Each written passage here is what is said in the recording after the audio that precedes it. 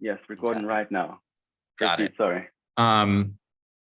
So yeah, this talk is about two puzzles, what's called the puzzle of moral motivation and the puzzle of moral testimony. The one I know a little bit more about is the puzzle of moral testimony. I kind of just came across, I'm more of the epistemology side. I kind of came across the puzzle of moral motivation recently and thought, well, what I thought was, wow, isn't that kind of just the same puzzle? So that's what some of my talks is going to be about. Maybe we can prove that there's a kind of mutual implication there. Maybe we can show that the solutions look very similar. And maybe we can get something out of that. On the other hand, maybe it doesn't matter if they're that similar because they're still puzzling. So yeah, I'm going to argue a few things. First of all, puzzles are kind of mutually implicated. Second thing, the proposed explanations of the puzzles look kind of similar. And third, the puzzles can be resolved in the same way, although that is, I just kind of suggest a distinction, and I'm optimistic that if I think for another little while, maybe I'll be able to work out exactly how to figure it out. So the puzzle of pure moral motivation dates back, maybe you might think of it as the puzzle that is raised in Moral Saints. Not a paper I know that well, but it's cited in this more recent literature. The idea is that there's a puzzle about agents who have the desire to do the right thing as such, not for some other reason and not under some other description. So the idea is basically that the acts of such agents are going to be non-ideal in some way, that they're going to be more morally problematic in some way. And that, yeah, if you look at these agents, they're not acting in the morally best way. So most explanations of why this is puzzling have something to do with appreciating moral reasons. So the idea is that if you're motivated to do what's right as such, you're not motivated by the reasons that that thing is right. The reasons that that thing is right are not things that you're appreciating. And that the rightness itself of an act is not the sort of thing that can provide a reason. So Hearing goes into this a little bit, basically saying rightness is either a sort of derivative property or some kind of summary property, but rightness itself, it would be kind of nonsensical to say that rightness itself gives a reason to act, because reasons to act are what makes something right. Right. And there would be something circular about saying that the rightness of an act is part of what makes it right, if that makes sense. So the puzzle of moral testimony, there's a bit more of literature on this. I know Laura Callahan at Notre Dame, so I read her paper a lot. But there's a bunch of other papers in this literature. Basically, an agent defers to moral testimony when they form a belief or take action based on some other agent's testimony, right? Just like deference about anything else. So Callahan uses an example of like an advice column. So I'm in some situation, I want to know what's right to do. I kind of lay out the factors in the situation. I write to a moral advice columnist, and the advice columnist says, do X, right?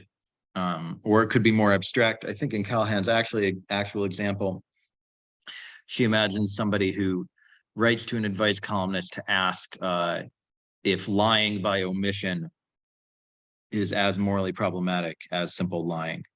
So again, there's this contested tradition of describing such deference as being problematic. One difficulty with my project of linking these two is that in the moral testimony literature, some people take the deference to be morally problematic, whereas others take the deference to be epistemically problematic. But sort of the most popular explanations have to do with moral understanding. The idea is that we can't get full credit for our beliefs if we don't understand, for our moral beliefs about what's right and wrong, if we don't understand what would make those actions right and wrong. So, oh, this isn't advancing. I'm going to skip ahead a little bit and then go back.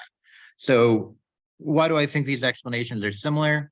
Well, whether or not I understand something seems to have some kind of relationship or connection to the extent to which I appreciate the reasons for it.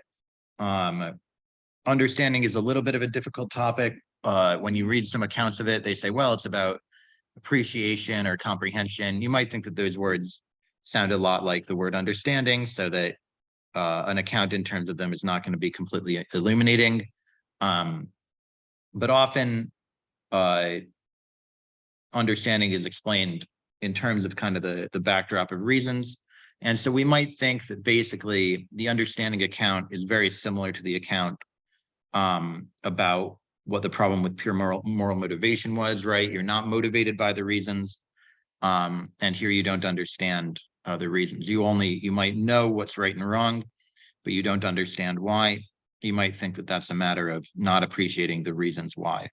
And in fact, in Callahan's paper, in Laura's paper, she gives a kind of richer conception of understanding and moral understanding in particular, on which it has something to do with motivation itself. So if you were to kind of work through her account, you might just say something about motivation just pops out of this, so that when we get the right kind of moral understanding, we are motivated by the reasons in the right way. I don't know if that made that much sense. So then I also kind of wanted to more explicitly say, if we got a problem with one of them, we got a problem with the other of them. So I think the easier direction is, if there's a problem about pure moral motivation, there's a problem about moral testimony. So to me, it seems pretty sensible to think that if I'm seeking testimony from somebody about what's right to do, I'm kind of seeking testimony about what's right to do as such. You know, I say, I don't know if this happens to you, all of you, but to me, I'm always going to other people just being like, I don't know what to do, tell me what to do and I'll just do it. You know, I want it to be out of my hands.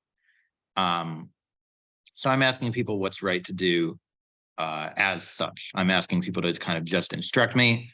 And in that case, it seems like my motivation is to seek out information about what's right to do as such. My motivation is pure.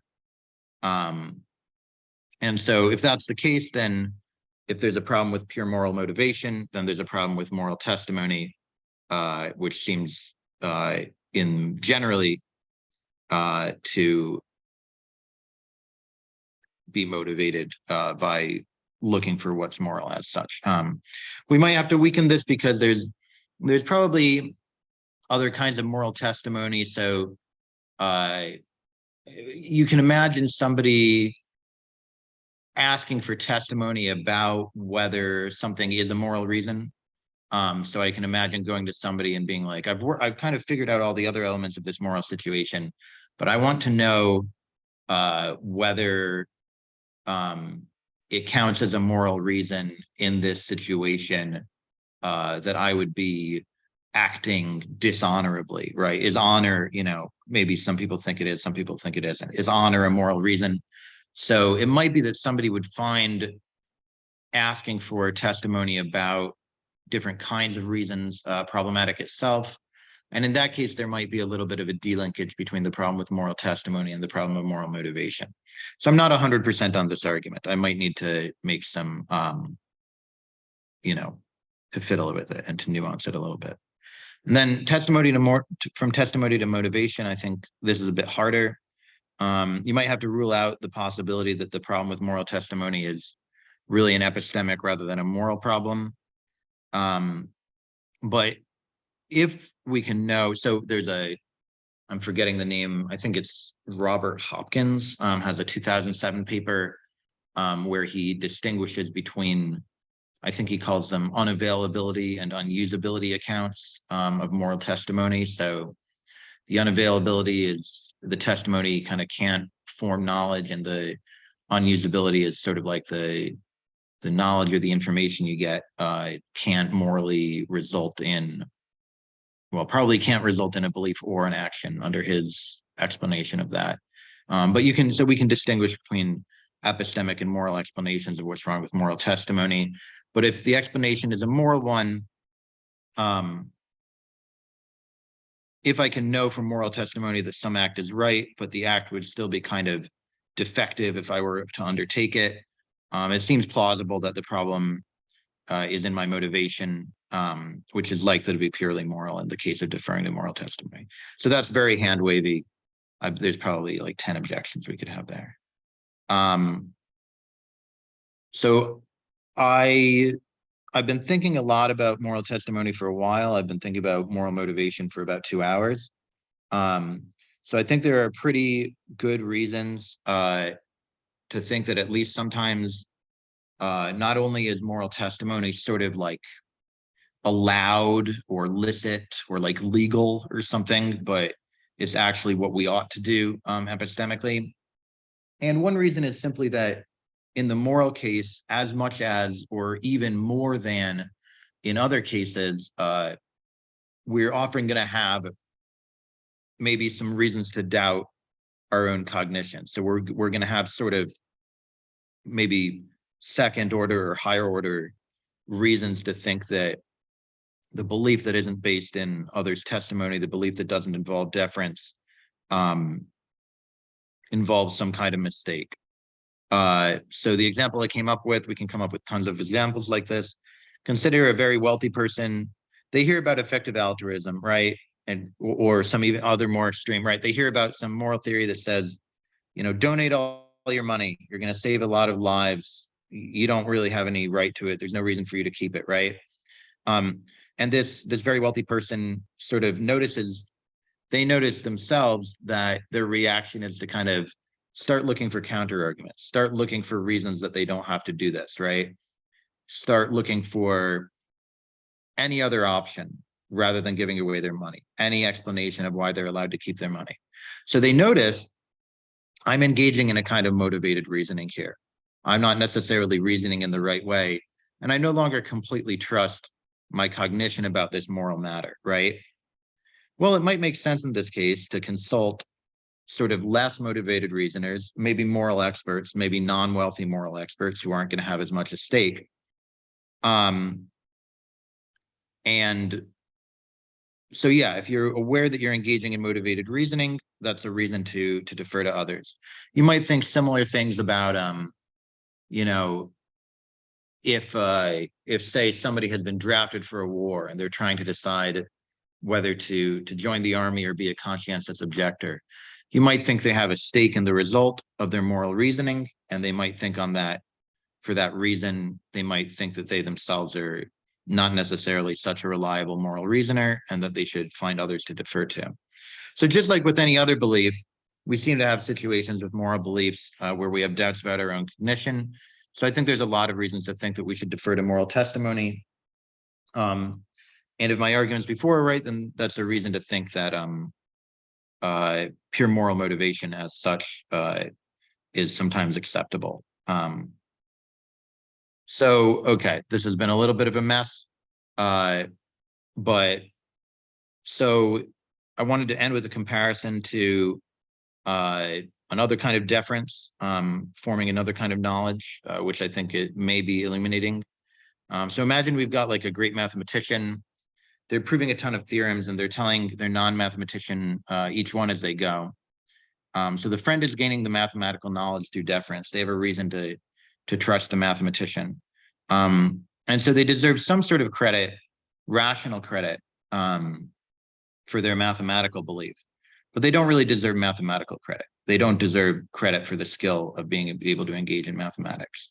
So sort of what I want to figure out going forward, it seems like there's a bunch of different relationships. There's those two relationships plus one more.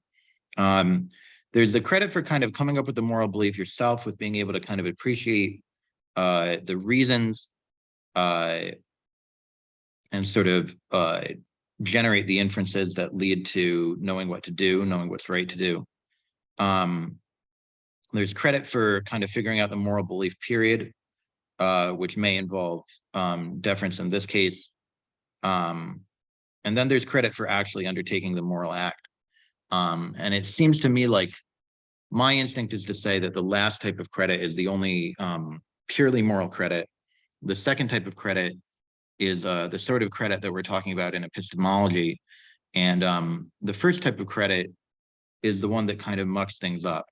There does seem to me be some other kind of credit that we want to give people for doing things on their own, for really having a deep understanding and being able to kind of produce new knowledge. And in the moral case, this kind of other kind of credit sort of confuses our accounts of the second and third types of credit. So yeah, it's all very vague, very workshopy. That's the paper I want to write soon, but I'm happy to hear any thoughts about the project, where I've gone wrong so far, where I might be able to take it. Thank you, everybody. Thank you very much, Oliver. So now maybe you want to stop sharing the screen, I don't know, but let's just open the space for questions by the audience. We didn't have any queue so far in the chat, so maybe somebody just raises their hand. Or Galen has a queue. Please, Galen.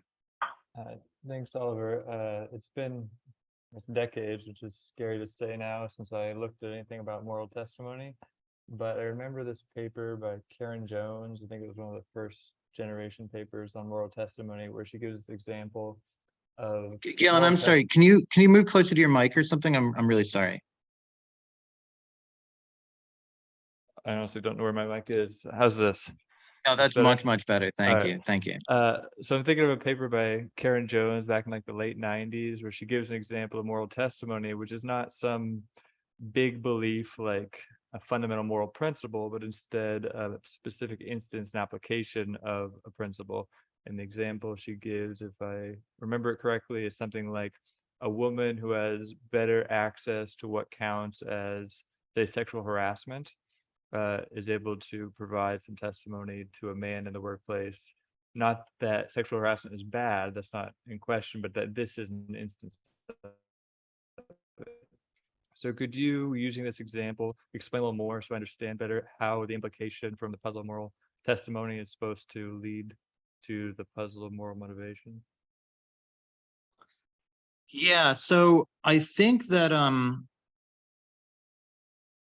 I think one option is that in that kind of case of deference, moral testimony just isn't quite as problematic. So well, there's going to be some background issues. So I think that if you're deferring to somebody about what counts as sexual harassment, and you take sexual harassment to simply be sort of defined, maybe defined by some kind of document, then that's not going to be a case of moral deference. If you take the term sexual harassment to be sort of what do you call these? Like a thick term that has both moral and empirical parts or something like that, and the person is asking to defer about the moral part, that's the part that they're confused by.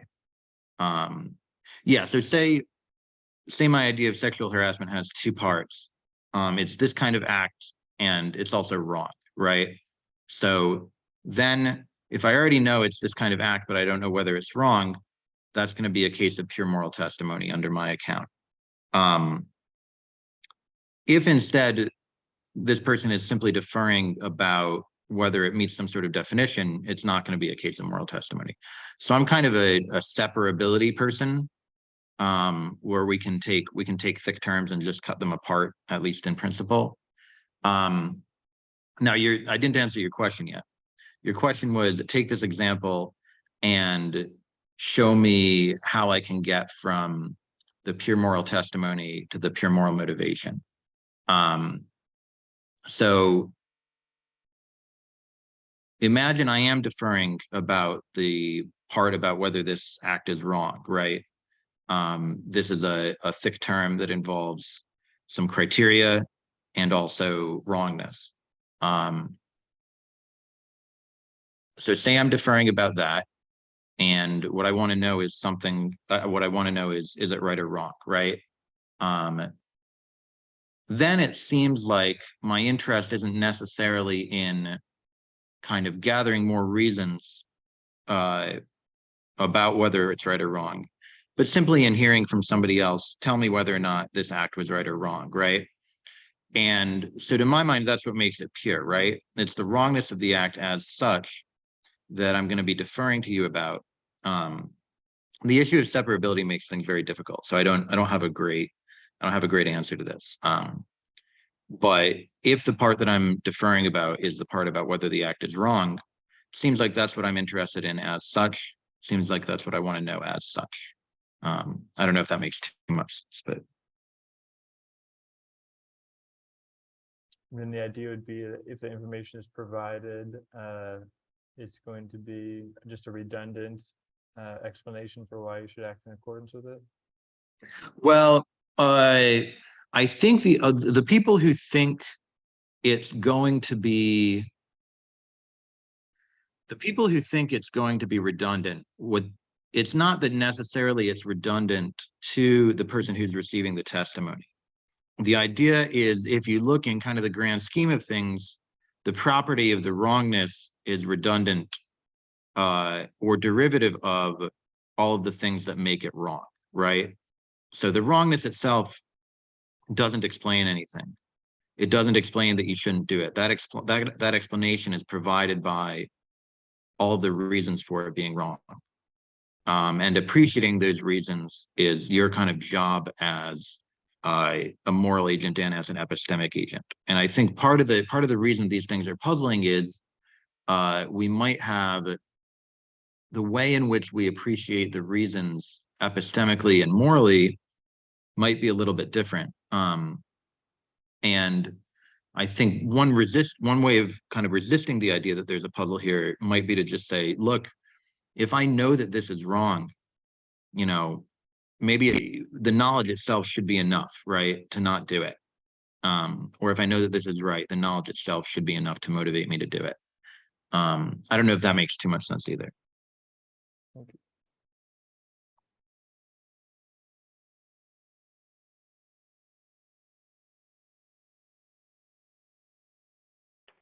Okay, thank you, Oliver and Galen. Please, the next question is from Rick Fields. Rick, please.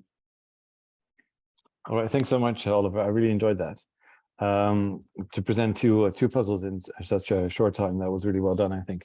So I've got two thoughts that may help you a little. So my first suggestion would be that it might be wise to kind of drive a bit more of a wedge between the notion of, or like strongly deontological notions, like blame on the one hand, and something else on the other hand that seems, and I think it's the latter that seems to be going on here, right?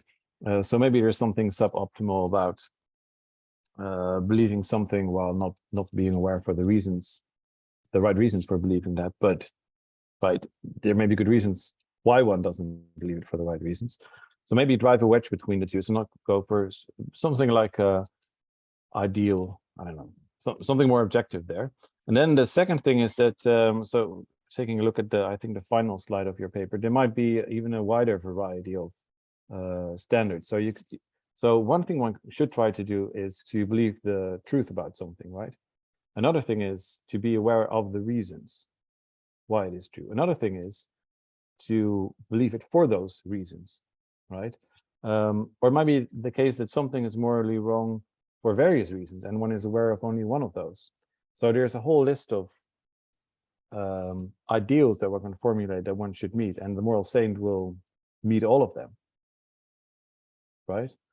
So there seems to be an even wider variety of kinds of cases than the ones you mentioned. And so I think, would it be possible to share the final slide that you shared? So I think you said something about like credit for coming up with a moral. Yeah. So you say something like credit for coming up with a moral belief yourself. So I'm not entirely sure about that one. So if I don't know, if I've always held a belief, for instance, a moral belief because it was taught to me that way by my parents or teachers, and then later on in my life I come to see the right reasons for believing that, I don't think anything has gone wrong there, right? Right. Yeah, this is probably not the right way to say that. Right. So so maybe like yes, I would be interested in seeing a whole list of like ideals or norms, and they are just ideals or norms without any blame being attached if you fail to meet them. Yeah, that makes a lot of sense. It's really helpful. I will say that theoretically, so from epistemology, I know that there's a growing literature on kind of excuses versus justifications, Right. blame versus some other kind of negative judgment. And on the other side, there's this idea, of moral dilemmas that come from one belief would be the true belief, and the other one would be the justified or rational belief, and so we're just in a dilemma, right?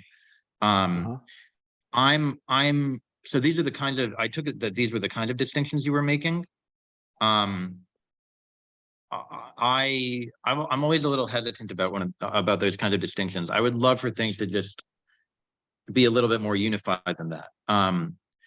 So I don't know if that's an answer, but it's something that I have to think a little bit more about. But some of those distinctions I might resist to a degree. Right, and I think that's fine, but I think you're committed to more than the threefold, maybe dropping the first one, more than just these two. Yeah. Yeah. So I would be interested in try if you could spell out this idea of credit, or this notion of credit, what that would amount to. So going in a non-biological way. And then the other thing is, so undertaking the moral act, the figuring out the moral, you mean the moral truth about something? Surely that's another one. But then there's, what are the reasons? Do I believe the thing in question for those reasons?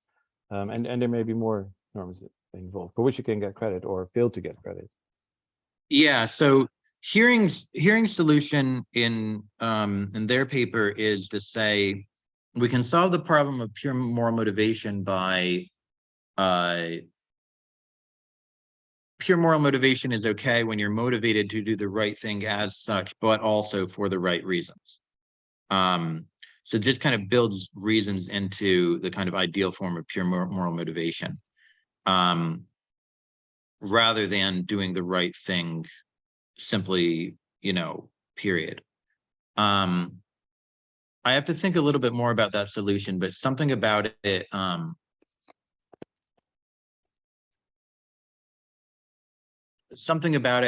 it doesn't strike me as quite right, especially by analogy to the epistemic case. So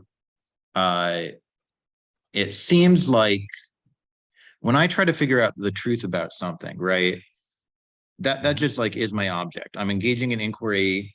I want to know, whether my bus is on time, or I want to know whether the rabbit is tearing up its cage again, which it almost certainly is.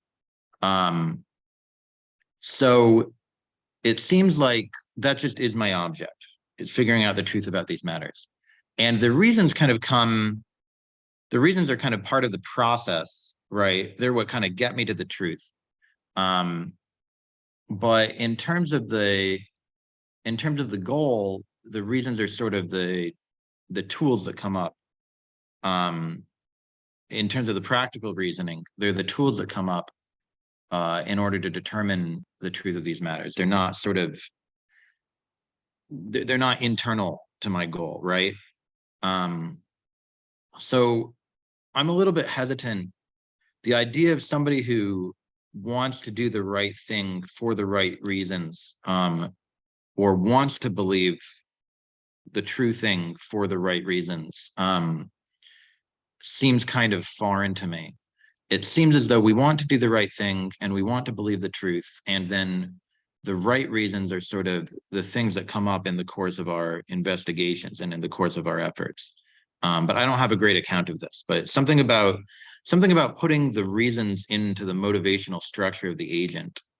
I don't know, it seems like it's backwards somehow to me. Okay. All right, thank you, Rick, and thank you, Oliver. We have another question from Jamie Fritz. Thank you, Jamie, please. Yes, thanks. Can you all hear me okay? Awesome. So thanks for your talk, Oliver. I wanted to ask you a little bit about the way that you understand the puzzle about testimony, because I think based on the way that you wanted to respond to it with your case involving the wealthy person and effective altruism, it seemed to me like we might have different understandings of what's going on with the puzzle. So my understanding of the puzzle, I don't know, I guess I'm influenced by like Allison Hill's here. The way that I tend to approach it is in the following way. Suppose that you have a bit of non-moral information that you could come to know either through testimony or by going and doing your own work. Suppose that my wife comes in and she says like, hey, there's like 4 rabbits out in the yard or something like that. That's an opportunity for me to get knowledge through just relying on testimony, or I could be like, hold on, let me do my own work and then go out and like find it out for myself. In ordinary non-moral cases like that, it just seems like there's no pressure at all away from just relying on testimony. It seems like these are just 2 ways you could get your knowledge. There's nothing at all weird about testimony, but it does seem like there's something weird in the moral case about just taking someone's word for it rather than doing the work for yourself. Okay, so not everyone agrees with all that anyway, but that's like one common way of setting up the puzzle. Now, one nice way of setting up the puzzle that way is that it gets around cases in which a person has good reason to think that they can't get knowledge just by relying on their own faculties. And that's what Allison Hills needs, for instance, to explain why it's important for children to rely on their parents' testimony when they're coming to know moral truths to begin with. And she says, look, yeah, I grant you, if you can't get knowledge through relying on your own faculties, then the best thing to do is, in fact, to rely on moral testimony. So she endorses the precise conclusion that you offer about your effective altruist case. She says, yeah, the thing that you ought to do and the thing that would be wrong for you not to do is to go ahead and rely on the testimony here. It's only really in cases where it seems like you are in a position to do either that the interesting texture of the puzzle emerges. So I wondered whether, if you understand the puzzle that way, your case involving higher order defeaters is just sort of beside the point.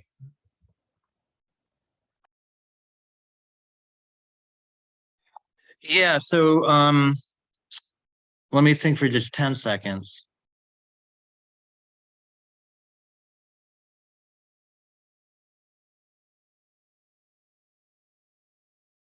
Yeah, I think it's pretty plausible that understanding it that way, the higher order case doesn't matter that much. So I have to think a little bit more about the rest of the structure of the talk.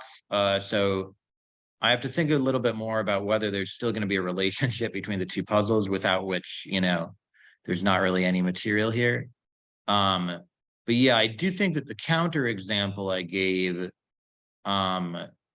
is not available in the case where you can come up with, well, we were talking before about how this is the wrong phrasing, but where you can kind of reason to the belief yourself. Is precisely a case where you can't, where you have reason to doubt that you could do that. So yeah, I think you're 100% right about that. So main thing I have to think about there is what happens kind of to the rest of the idea that there's a link between these 2 puzzles, if we understand the puzzle of moral testimony this way. So I'll think about that a bit more, but I don't have thoughts about it yet. I mean, on a less critical note, for what it's worth, I don't think that this is like devastating to the project at all. I do think that it strikes me that there are interesting similarities here. And I guess here's another thing that you could chat about if you'd want, although you don't have to. I wasn't totally clear about the connection between this counterexample, which seemed like it was just placing a flag and like taking a particular position on the debate about moral testimony. And then this other project that's going on here that's not so much about taking a particular position, but instead about finding ways of approaching both through this lens of having multiple kinds of credit. But that's just sort of clarificatory. Yeah, I think it's possible that, you know, maybe I was distracted by the rabbit or something. I think it's possible that this slide just didn't really belong here and was just kind of something that I was thinking about as I was writing this up. So yeah, maybe I should just not place a flag, and I should think about sort of what resources would we need in order to solve these puzzles. But you're right that I should go back to that paper and make sure. I mean, one problem with the talk is that I didn't really formulate either the puzzles like two. I mean, I formulated the way that they are in some parts of the literature, but I would love to formulate them in a kind of more rigorous ways, and that'll make it easier to explain whether there is actually a connection between them. So I think if I write something longer, that'll be kind of the first step. Yeah. Thank you Well, so thanks much. so much. That's really helpful. Thank you too. All right. Does anybody else want to ask a question? So, okay, Galen has a queue, last minute queue. Since we have time, I figured why not. So I wonder if there's a kind of, not a strict contradiction, but some kind of tension in the argument you give for why we should defer to moral testimony in the case of the. Galen, I'm sorry. Can you, How was that? Is that better? thank you. That's much better again. All right, Sorry. sorry. I'm sorry. So I'm asking about your argument for why we should defer to moral testimony involving the rich person and effective altruism. So I feel like you're being pulled in different directions. On the one hand, the reason to rely on someone else in that case is that, you know, they might have information that you don't have, and, you know, few people today think that you should go at information and knowledge solo, that, you know, you should rely on others. But at the same time, there's more and more evidence these days, and I'll talk about this a little more tomorrow, that things like motivated reasoning actually, in many cases, improve group performance. So on one hand, giving up motivated reasoning in this context to rely on others would also be to give up the very thing that makes relying on others productive in groups. That is, we've gotten better at knowledge and group context in part because people are individually motivated reasoners. That produces better group performance because there's a division of labor, and searches of information are more efficient, blah, blah, blah. Set aside the mechanisms, but the idea is, if we want to use the information at our disposal on the basis of being parts of groups, it's kind of odd to, on the one hand, use that information, on the other hand, give up the thing that helps produce knowledge in groups in the first place. Sorry, good. No, you go ahead. You go ahead. So just in case others aren't aware, there's a currently popular theory about how individual humans are so bad at reasoning and commit so many fallacies, if supposedly our reasoning abilities are one of the reasons we evolved the way we did.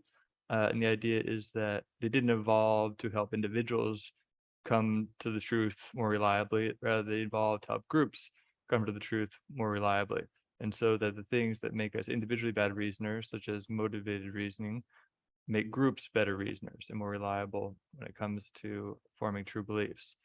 And so the fact that people try and make it so that their beliefs match their desires, as in the case of motivated reasoning, is actually something that makes groups a lot better at forming true beliefs in the long run, because it, for example, makes searches of information less redundant.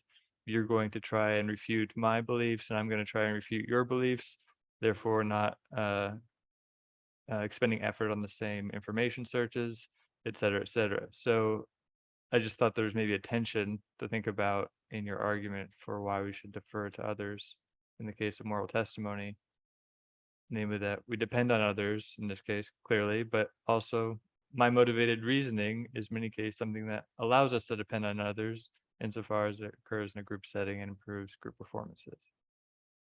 Yeah, so I mean, you know, it might depend on the structure of the hypothetical. It might depend on the structure of the case, right?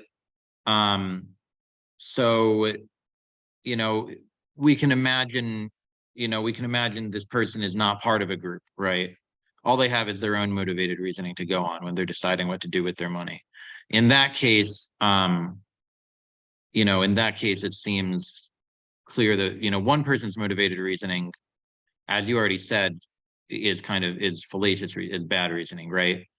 So you might think, if you're not in a group setting where kind of different people's motivated reasoning, you're kind of playing off of each other to create a better epistemic situation. If you're not in that sort of case, then you have much more responsibility to defer. If you're in a kind of, you know, yeah, and I do know some of these accounts where you're in some sort of, you know, Democrat motivated reasoning democracy or something, where everybody's kind of all voting based on their motivated reasoning, and it kind of all works out so that a bunch of individual irrationality leads to kind of system level rationality. Kevin Zollman has an old independence thesis about this. Some other people have been writing about this recently.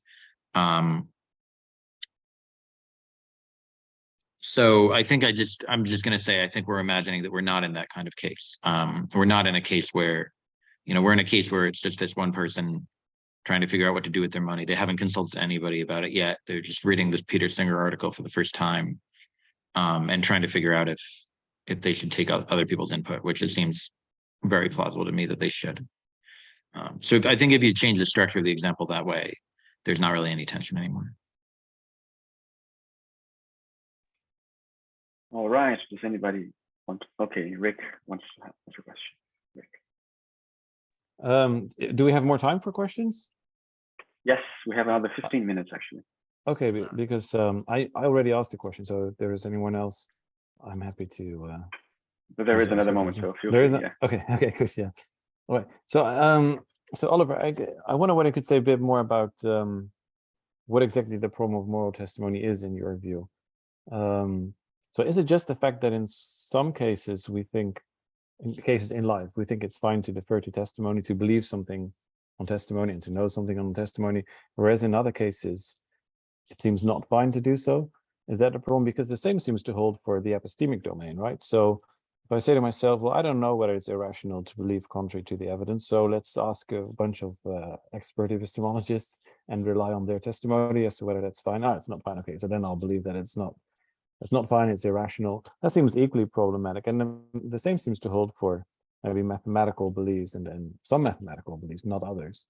So is it just a problem that for some class of beliefs, it's fine to rely on testimony, and another class of beliefs, it's not fine or suboptimal? Is that, how should we understand the problem exactly? No, I don't think I think you're right that if that's the problem, it's just not really a problem. Right. Jamie has, I think I need to get clearer on just what the problem is taken to be. And I think maybe some different authors talk about it in different ways. I think maybe I shouldn't have called it the problem of moral testimony, but maybe it's more the problem of moral expertise. It is sometimes how some of this literature is written. So in some cases, what's taken to be problematic is the idea that you would ever kind of wholly give up, that you would kind of just purely defer on moral matters. Somebody else tells you what to do and you just do it. And it does seem like there are non-moral domains. I mean, it does seem like basically for any non-moral domain, we can imagine a situation where this is rational. And so to the extent that there are people who think of this as not being rational or as being non-ideal in the moral domain to defer in this way or to act based on such deference, that's the difference between the two domains. Right. So it's not so, the way David Enoch talks about it, it's not always very rigorously formulated, right? So the way David Enoch talks about it, he says the puzzle is just that there seems to be something fishy about simply doing what somebody else tells you, right? He uses the word fishy to describe it. Or simply taking somebody else's word for it when it comes to morality. It's cashed out, Sarah McGrath kind of cashes out in terms of like the novice expert problem. So if you know the novice expert problem from like Alvin Goldman, McGrath, well, one way to think of her article, which I haven't read in a little while, kind of seemed to indicate that you just can't rationally find the indicators of moral expertise the way that you can of expertise in other domains. And Enoch argues that this is wrong. So there's a few ways that you can imagine finding people to be moral experts, right? You can imagine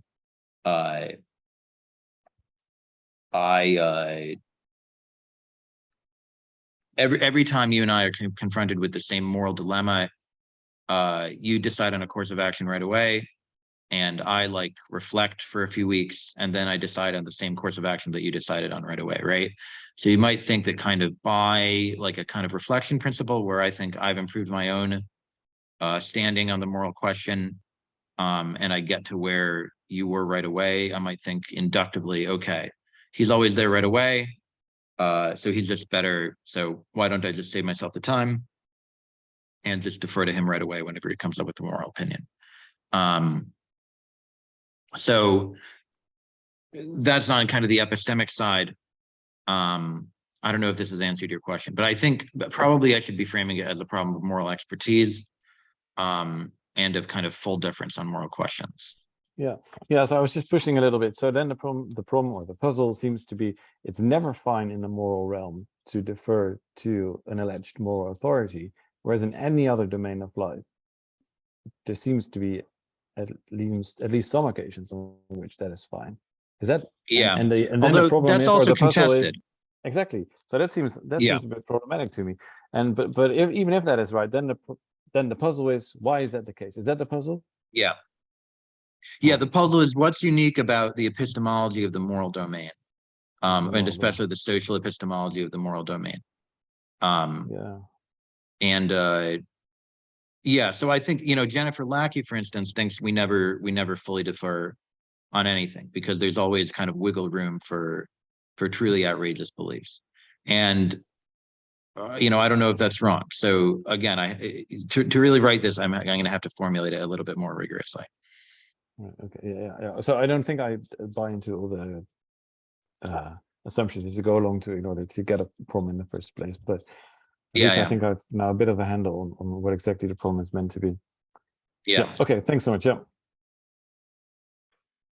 All right. Thank you, Rick Beals. Thank you, Oliver Traldi. Does anybody else want to ask a question? We have 9 more minutes for discussion. Oh yes, Jamie, Fritz. Thank you. Hi. So just to see where we are, I guess I'll float a possible position and see where this falls within the scope of your project. Maybe you're just not taking a view on it. Maybe you want to argue for or against it or take on some of it. I'm somewhat tempted by the view that once you look closely enough, there's actually nothing specially weird about either reliance on moral testimony or about pure moral motivation. Somewhat moved by some work that Zoe Johnson King has done recently to defend pure moral motivation is not fishy in any particular way at all. Where are you on that position? Do you want to rule it out? Do you want to leave it open? No, to talk about other stuff? I don't want to. I don't really. I think if anything, I come in. Part of why I have trouble formulating the puzzles is I kind of come in a little bit puzzled by the puzzles, and I think this goes along with what I was saying to Rick before. It just when I first read, like, there's a moral problem with trying to do the right thing as such, it seemed like, isn't that exactly what you're trying to do? So it took me a little while to get straight on what exactly the problems are. And I think the goal of making the distinctions, again, I'm not 100% done with my, I'm maybe like 5% done with my investigation into these matters. But I think the goal is going to be to say, once we make the right kinds of distinctions, there just isn't really a moral or epistemic problem in either case. And you end up getting a problem that is more like this person isn't as skilled. Like that's kind of was the thrust of the mathematician example, right? This person is lacking some kind of skill. Maybe this person is lacking some kind of virtue, but it's not really a problem that has to do with rationality in the end, which is the way these are both presented as problems with rationality and reasons, right? In much of the literature. And it seems to me that the right way to think about them is that there's going to be, the deficiency is going to be some kind of, I use the phrase, and we were saying we need a new phrase, but coming up with some kind of answer yourself, or kind of being able to produce something yourself. So you're missing some kind of skill, but the relationship of that skill to rationality, I think, I think in slogan form, it would be something like, rationality isn't a matter of having the right skills, but of using the skills that you have, or something like that. So I think that would be my answer in the end. There's some kind of deficiency, but it's not, it has nothing to do with rationality in the end. So yeah, I'm completely on board with what you're saying. And I just want to mount the argument in this particular way. Well, that's really illuminating. Thanks. All right, last call for questions. I want to see anything. No? Okay, so Oliver, Traldi, thank you very much. It's been very interesting. And Jamie, do you want to start already? We are 5 minutes in advance, but I think it's okay. If it's okay for you. That would be fine with me. I might take a few minutes just to share my handout, just because it's been a while since I was Zoom teaching. I don't remember. I will promote you to co-host so you can do that. Okay, perfect. Thanks so much. Actually, I might just be able to drop it in the chat.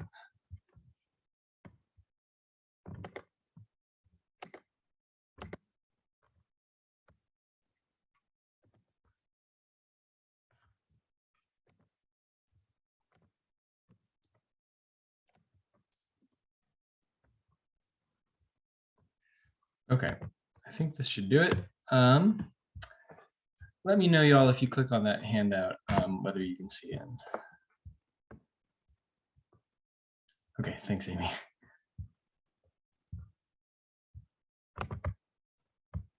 All right. I'm going to go ahead and get ready then. I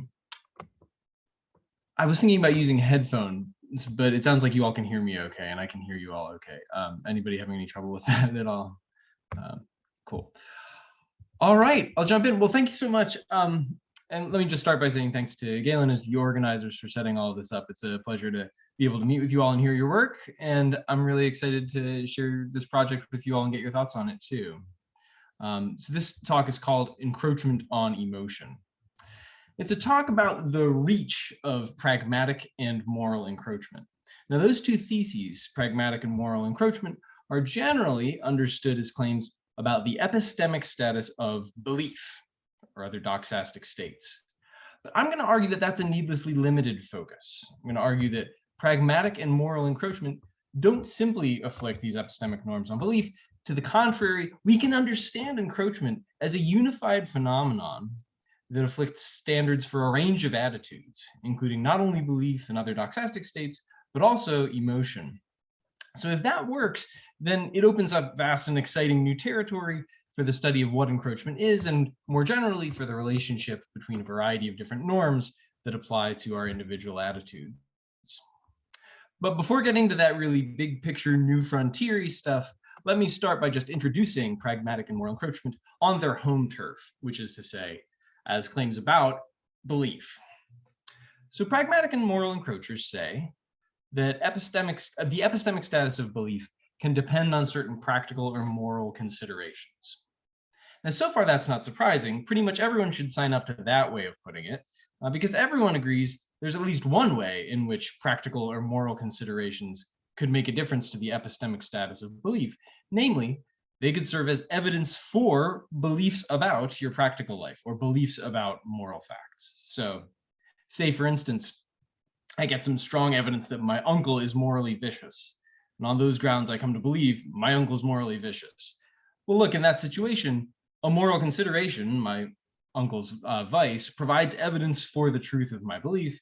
And in that way, it makes a difference to my belief's epistemic status. It renders it justified.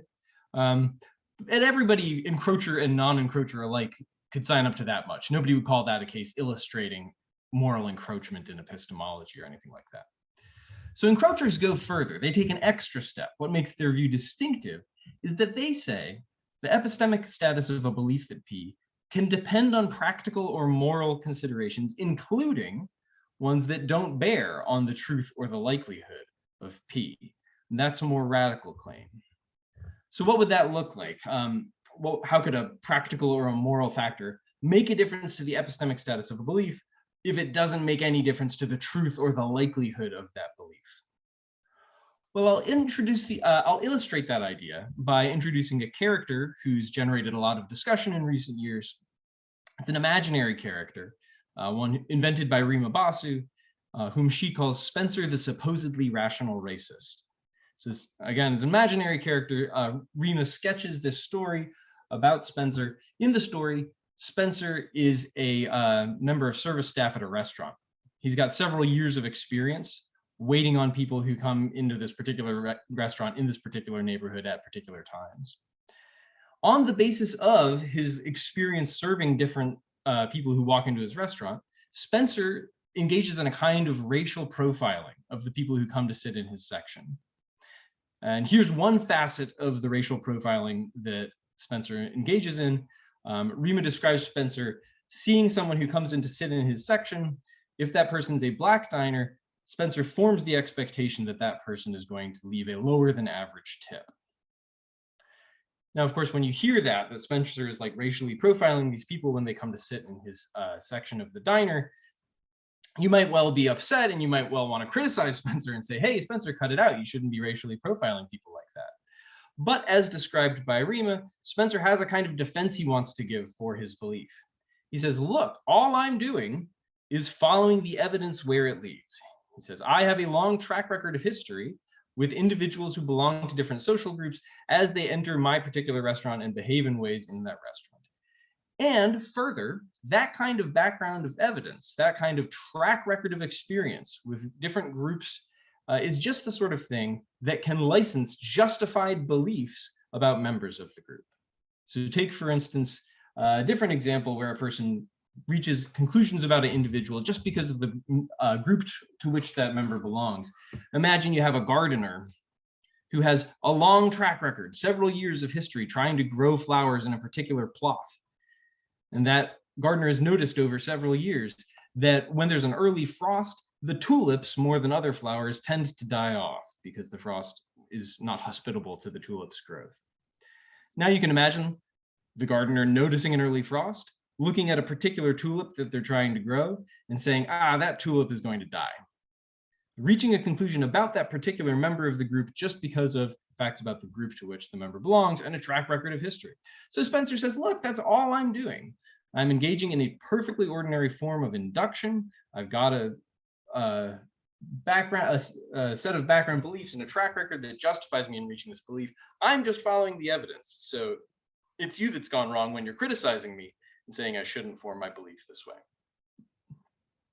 All right. So that's what Spencer says. Spencer, the supposedly rational racist, he's claiming that he's rational in this way. Moral encroachers have a kind of response to Spencer. They can say to him, look, Spencer, you're right about one thing. I agree that facts about group membership are often the kind of thing that does provide evidence on which a person can base an epistemically rational belief. But there's a big difference between your belief and the gardener's belief.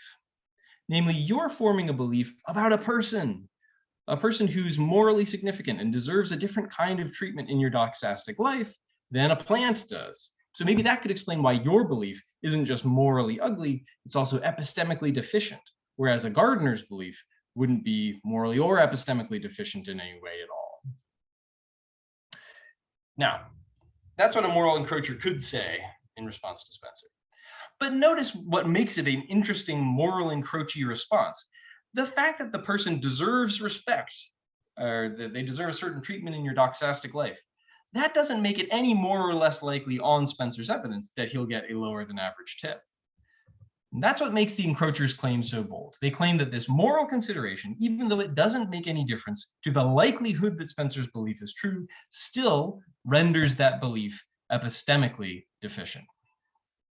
All right, so a lot of ink has been spilled over whether that case works to prove that moral encroachment in epistemology is real, and if not, what other ways we can talk about moral encroachment. I'm not here to tell you that that case is convincing or anything. I'm going to remain neutral on that. I'm, at this point, just going to use that to illustrate moral encroachment in epistemology, and now move us over to a different kind of question. There's been a lot of talk about what Spencer should believe, morally and epistemically. But I want to ask questions about how, for instance, Spencer should feel. Suppose, for instance, that Spencer notes a Black diner coming to sit in his section and feels a kind of disappointment at the prospect of receiving a lower than average tip. What should we say about the status of that emotion? I'm going to argue that that question raises fraught, interesting questions about the relationship between norms on emotion in much the same way that we can talk about different norms on belief. So encroachment on belief has enjoyed a lot of robust discussion over the last 20 years. But the possibility of encroachment on emotion has gone largely unnoticed. I can find 2 papers where it's briefly talked about, and in those 2 papers where it's briefly mentioned, the discussion is very unsympathetic, sort of raised in order to say, haha, wouldn't that be a ridiculous view? Now let's move on to better things.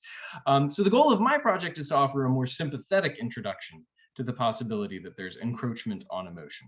In fact, I'm going to argue not only that this is a serious proposal that does deserve our attention, but also that it deserves to be considered the default view for anyone who already signs up to encroachment on belief.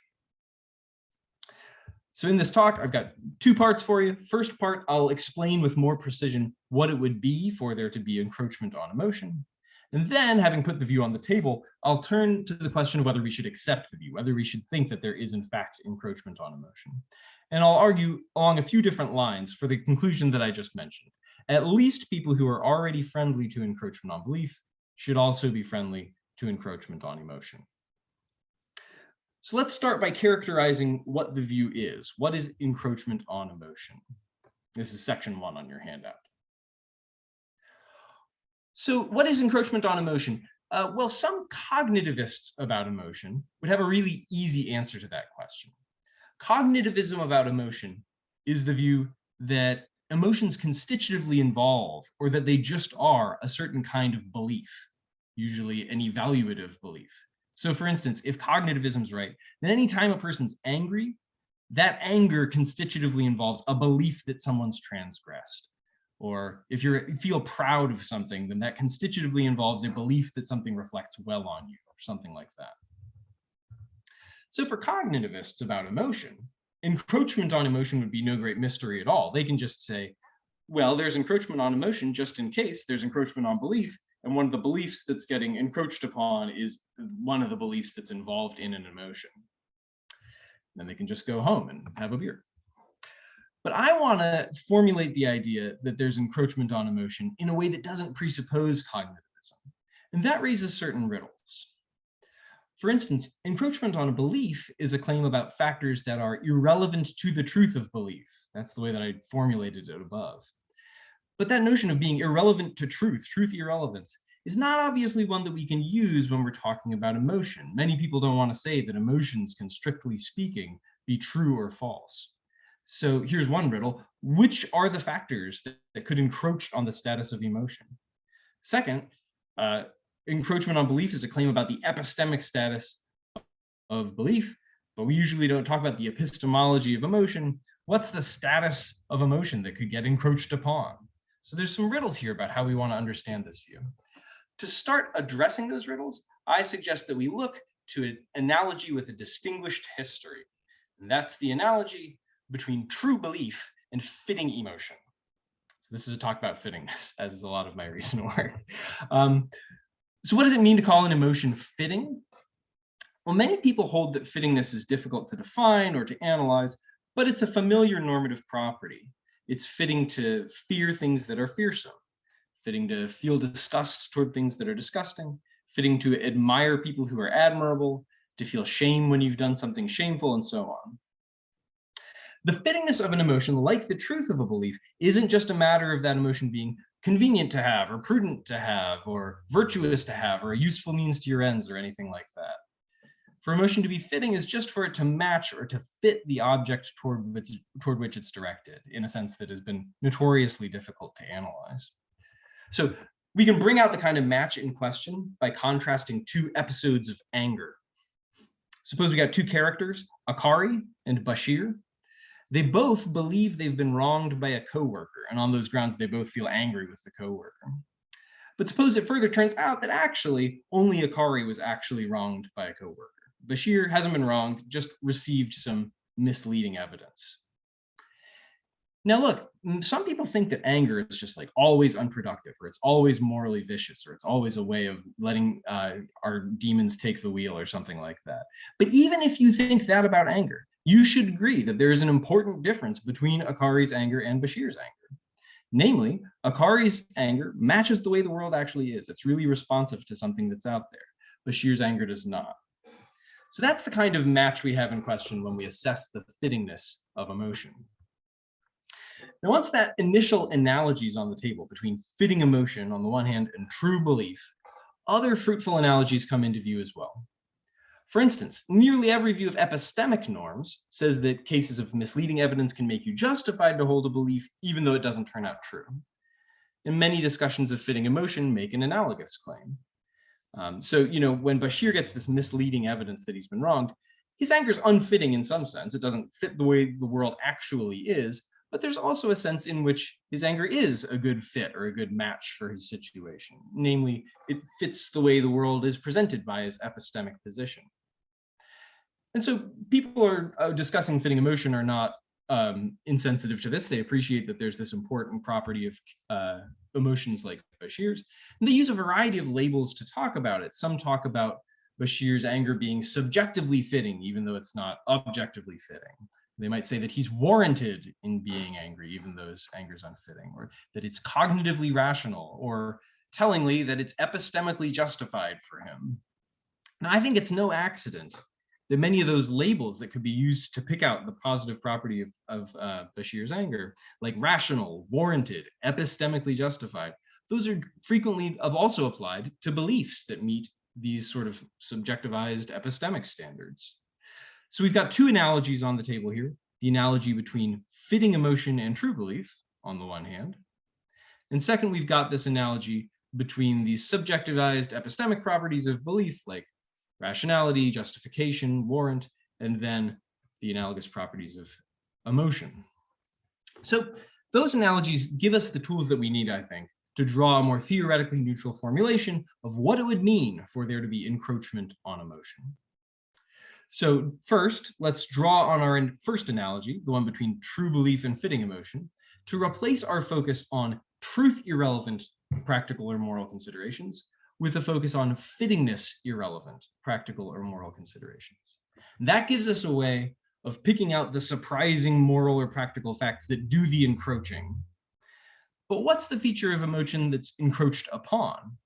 Well, it can't be fittingness itself, because the idea that of the fittingness of an emotion can be sensitive to or depend on fittingness irrelevant factors, that's a non-starter. That doesn't work. But the subjectivized fittingness properties I mentioned, like rationality or warrant or epistemic justification, they seem like eligible targets for encroachment. Two reasons for that. For one, like I've mentioned, they're analogous to these other properties of belief, like rationality or justification. Those are paradigmatic places to locate encroachment on belief. What's more, it's initially tempting to offer all those properties a purist treatment. In other words, to say they don't depend on fittingness irrelevant factors.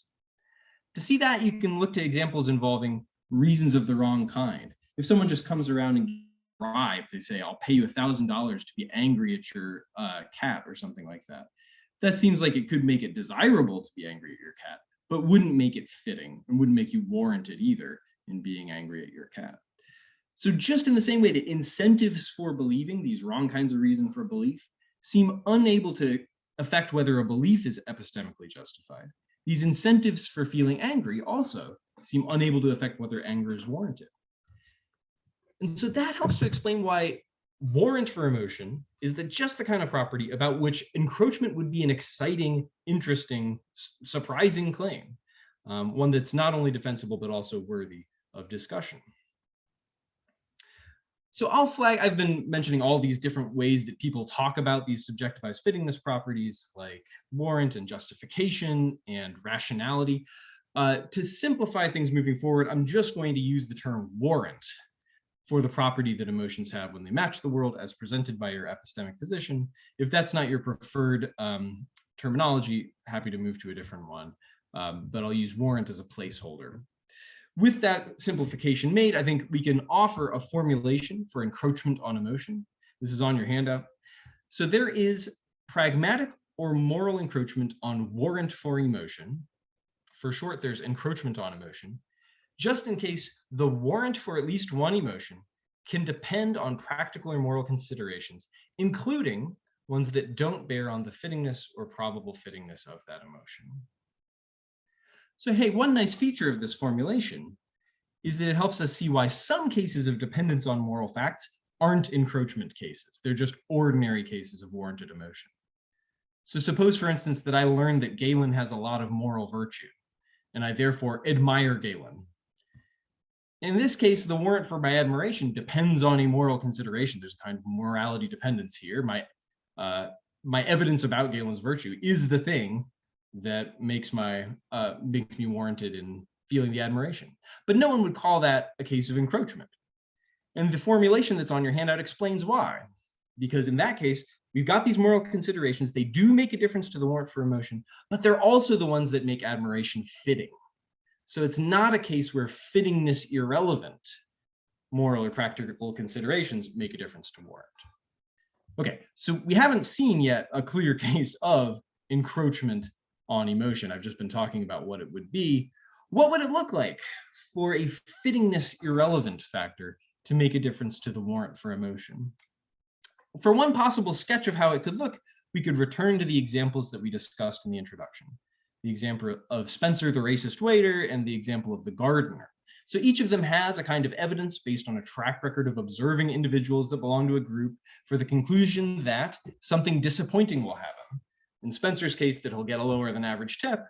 In the gardener's case, that some tulips will die. Encroachment on emotion makes room for, although doesn't require, the following verdict.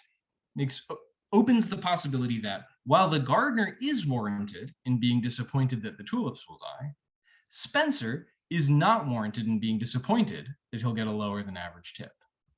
And the encroacher can explain why there's this gap in warranted emotion by saying there are moral factors at play in Spencer's scenario that aren't at play in the gardener's. And maybe they make it the case that the kind of evidence he has or the amount of evidence that he has isn't enough for him to be disappointed yet. Which moral factors could do that encroaching and make it the case that Spencer's not warranted in being disappointed? There are a wide variety of moral facts the encroacher could point to. Different encroachers will point to different ones. Some will talk about whether disappointment would wrong the diner. Some people would talk about whether he's entitled to be treated in a certain way as an individual in the way that you think and feel about him. Maybe some people will talk about the morally fraught decisions that the waiter faces and the way that those moral properties of action interact with things like your doxastic states and your emotions. So there's a lot of options there. I'm not taking a view about which way to flesh out the case if you're an encroacher, at least not in this paper. But let me make this point. None of those moral factors seem like they bear on whether Spencer's disappointment is fitting in the objective sense. They don't give him evidence for or against the conclusion that he actually will get a lower than average tip. And they don't make a difference to whether getting a lower than average tip is a disappointing outcome, whether, in other words, it's the kind of outcome that makes disappointment fitting.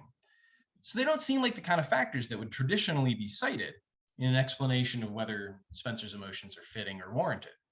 Encroachment on emotion notably makes room for a break with that tradition. Even though these moral factors don't make a difference to fittingness, they're the kind of thing that maybe changes the landscape about how much evidence you need before you're warranted to get into the game of feeling disappointed or sad about what's happening or something like that. Now, I've already mentioned this once, but I think it bears emphasis. I want to emphasize that I don't insist on any of the verdicts that I've just offered about Spencer's case or about the gardeners. That's not my goal at this stage. I'm not trying to say like, we all feel this way about this case, only moral encroachment can get it or something like that. I'm in fact not arguing at this stage for encroachment on emotion at all. I'm just bringing the thesis into view, helping you all to see what it would be like if it were the case. I also don't intend in this paper or in any other to use intuitive responses to a pair of cases to drive an argument for encroachment on emotion. That's just a methodological hang-up that I have. I'm of the opinion that the most compelling arguments for encroachment on belief, pragmatic or moral, don't rest primarily on intuitions about whether subjects in a particular case have knowledge or whether they're rational. I think a similar point is going to hold when we move to emotion instead of belief. So I'm going to argue this limited defense of encroachment on emotion in another way, instead of just offering you intuitions about cases. So why should we possibly accept this claim of encroachment on emotion? Well, in the rest of the paper, I'm going to make a limited case. My dialectical goals, again, are going to be modest. I'm not going to try to persuade people who don't already sign up to encroachment on belief that they should come along for the ride and go for encroachment on emotion. Instead, I'm just going to argue that for a host of reasons, encroachment on belief and encroachment on emotion are a natural fit.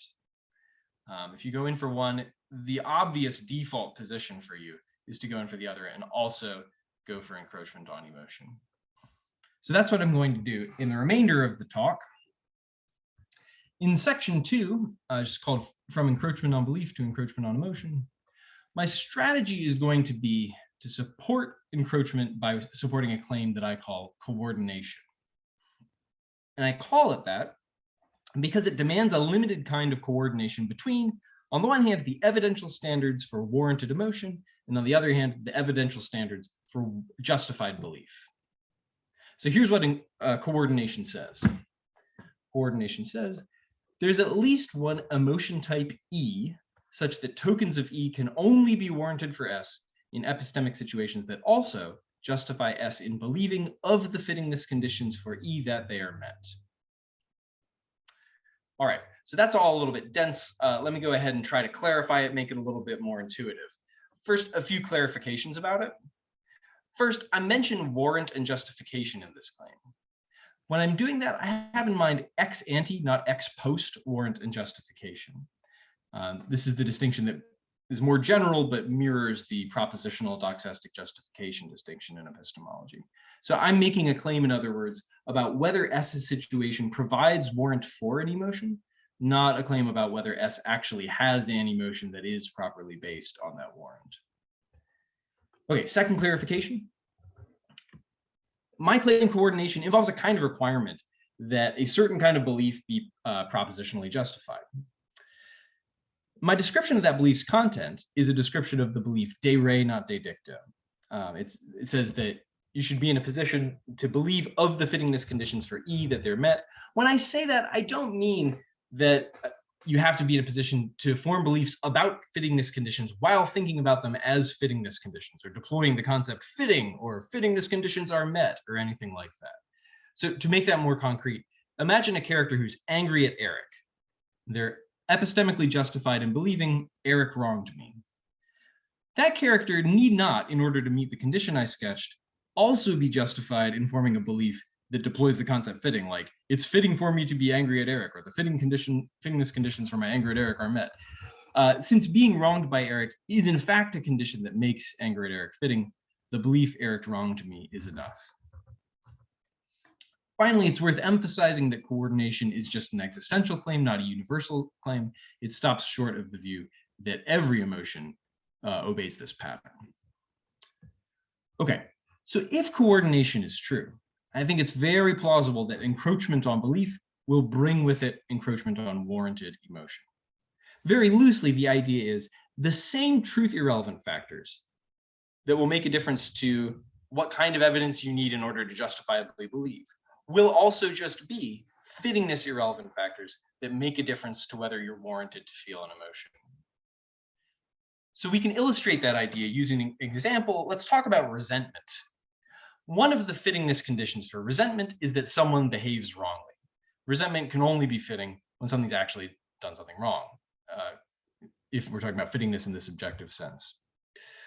But what about warranted resentment? What kind of epistemic position do I have to be in order to be warranted in resenting someone? Well, assume that resentment is one of the emotions that obeys this pattern I'm sketching. Coordination is true of resentment. That would mean that you can't warrantedly resent someone unless you're also in a position to justifiably believe that they've done wrong. Now, pair that with that's a commitment to coordination. Pair that with a commitment to encroachment on belief.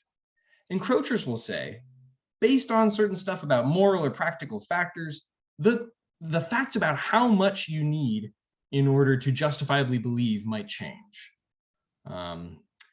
So many encroachers will say, if you face a certain kind of high stakes choice, you can lose justification for a belief, including, for instance, a belief that someone's done something wrong. To bring that out, suppose that you're a juror. Even though you have very strong evidence that the defendant's done something wrong, it's really morally important for you to get much stronger evidence than usual before you come to a conclusion about the defendant's guilt. Given that justified belief in others' wrongdoing is ruled out for me, coordination requires justified belief in order to get warranted emotion off the ground. This just means that warranted resentment is also going to be ruled out for me. So in this trial case that I'm imagining, you have fittingness irrelevant facts about the high stakes choice you're facing. These don't give you evidence one way or the other about whether the person committed the crime. They preclude the possibility of justified belief, and they also are fittingness irrelevant facts that preclude the possibility of warranted emotion. So given some additional assumptions that I think won't be controversial, but we can talk about in the Q&A if you'd like, that means that we've just got encroachment on emotion. So defenders of encroachment on belief who endorse coordination should also endorse encroachment on emotion. So that means that the big open question at this stage is this: what is there to be said in favor of coordination? And I think there's quite a lot. I'm going to mention 3 points briefly, and all 3 of those points I think conspire together to cumulatively make a case that suggests that we should take coordination pretty seriously, no matter what you think about encroachment at all. But when you, of course, pair coordination and encroachment on belief, then you'll like encroachment on emotion. All right, the first of the points that I want to make in favor of coordination is what I call the kernel of truth in cognitivism. So in section 1, I mentioned a view that many people call cognitivism about emotion. It's the view that emotion constitutively evolves, or just is, a certain kind of evaluative belief. Now, cognitivists about emotion will be very likely to accept coordination. That's because the most immediately attractive way for a cognitivist to make sense of what a standard of warrant for an emotion is just to say that's the same thing as an epistemic standard for a certain kind of belief, the belief involved in your emotion. And nothing coordinates 2 standards quite as stably as they're just being identical. But a case for coordination that just assumed the truth of cognitivism would be a very weak case, because cognitivism faces serious challenges. One of the most significant hurdles for cognitivism involves cases of recalcitrant emotion. Your emotion's recalcitrant roughly if you feel the emotion, but you also believe that its fittingness conditions aren't met. Here's a classic example of recalcitrant emotion, which one of my friends recently told me happens in an episode of the television sitcom Friends. I haven't confirmed this, but check it out. Let me know if it's true.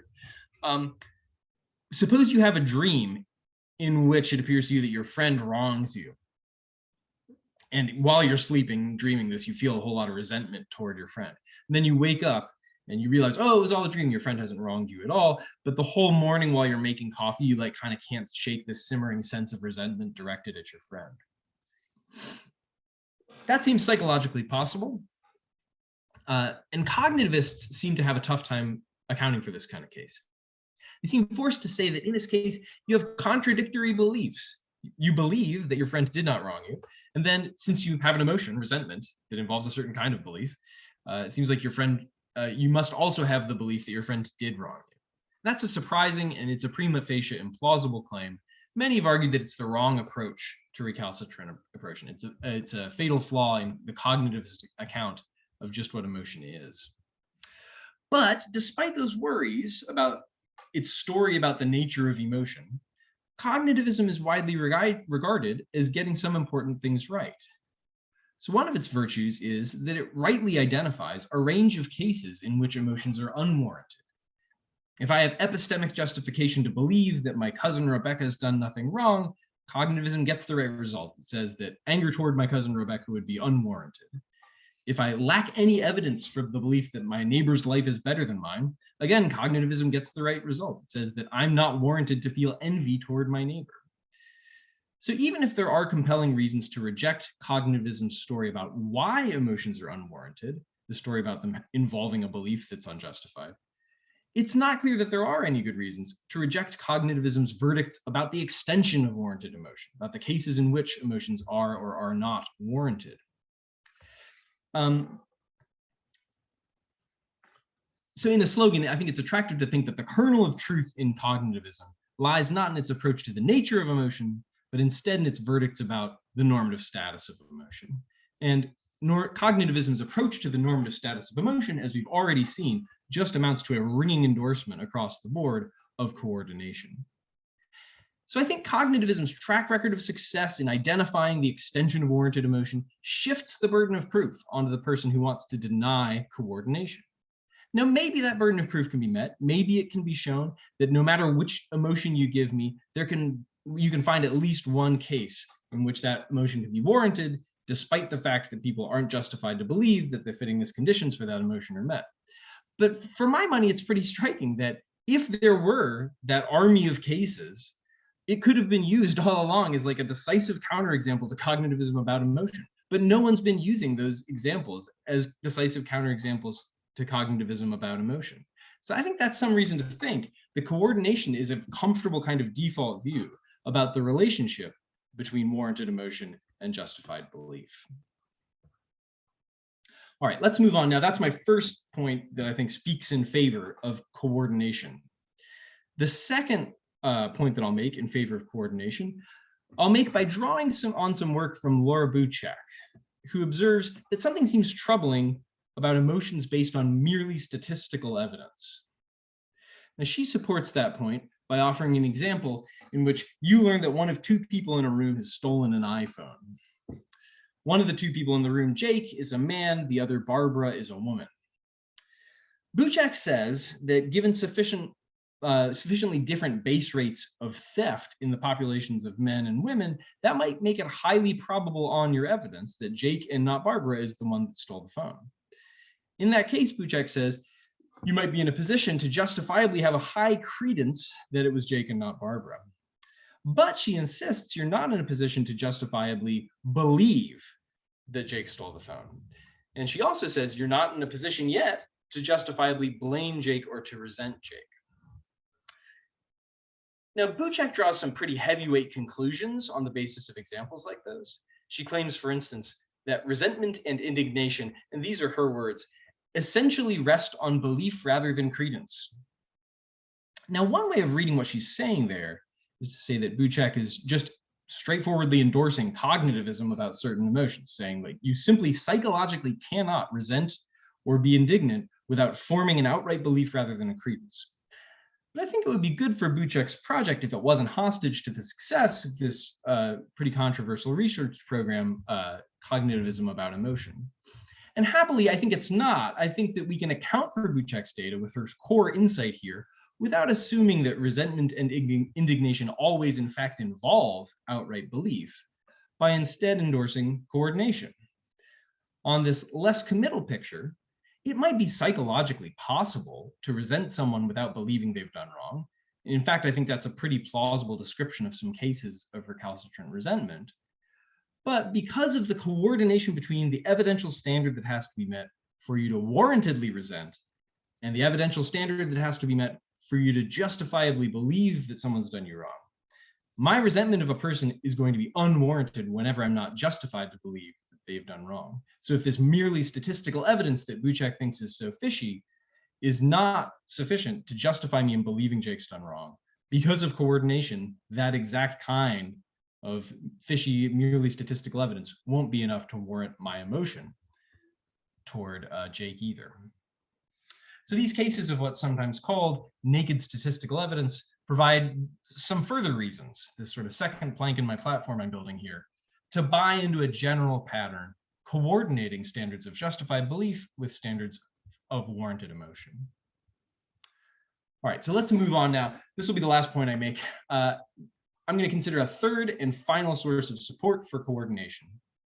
And this one has its roots in an insight about incoherence between doxastic states and emotions. So everyone should accept that there are some troublingly incoherent combinations of belief and emotion. Remember the dream example I mentioned earlier. You believe your friend's done nothing wrong, but you also find yourself unable to shake a sense of resentment toward them. Cases like that are widely understood to illustrate a failure of coherence between your doxastic life and your emotional life. So it seems like beliefs and emotions can stand in relationships of incoherence. It also seems plausible that at least some emotions can stand in relationships of incoherence with suspension of judgment. Suppose, for instance, you suspend judgment as to whether your friend's done anything wrong, but you still find yourself resenting your friend. Or suppose you admire Galen, but you suspend judgment about whether there's anything admirable about Galen. those sorts of states that you're in seem to involve a kind of incoherence or tension. And the incoherence is a pretty robust one. Even if you think it's highly probable that my friend's done something wrong, there's still a kind of tension involved in resenting them while genuinely suspending judgment about whether they've done wrong. All right, so that's some data about incoherence between beliefs and emotions, suspension and emotions. Why in general is incoherence significant? Here's a currently popular answer.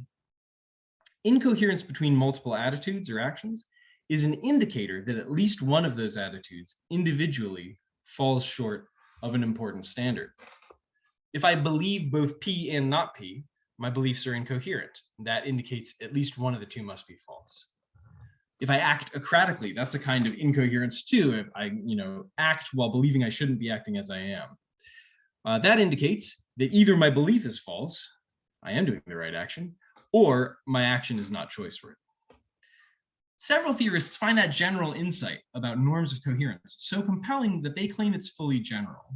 They claim, in other words, that an incoherence between a set of attitudes does more than just indicating that one of them falls short, it guarantees that there must be an individual failure somewhere among the set of your attitudes that are incoherent. So let's call that the guarantee hypothesis.